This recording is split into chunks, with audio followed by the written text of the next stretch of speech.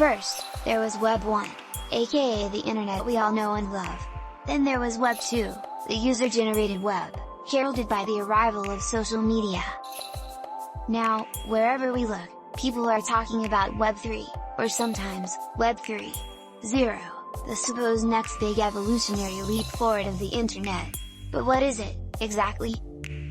Well, opinions on this differ somewhat. Web 3 is currently a work in progress and isn't exactly defined yet. However, the main principle is that it will be decentralized, rather than controlled by governments and corporations, as is the case with today's internet, and, to some extent, connected to the concept of the metaverse. Before we start, just to avoid confusion, it's worth mentioning that language is defined by its use, and the term is more frequently used to describe something else now. However, Berners-Lee's concepts are considered to be a part of what we now call Web 3, although not the entirety of it. What is a decentralized web? Let's look at decentralization first.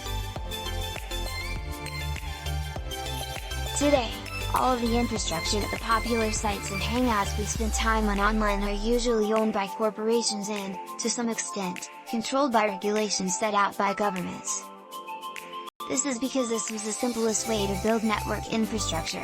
Someone pays to install servers and set up software on them that people want to access online, and then either charges us to use it or lets us use it for free, as long as we abide by their rules. Today, we have other options, and in particular, we have blockchain technology.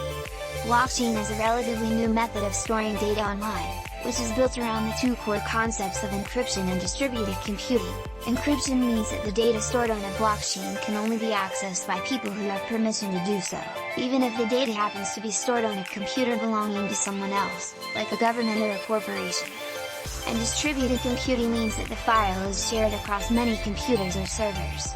If one particular copy of it does not match all of the other copies, then the data in that file isn't valid.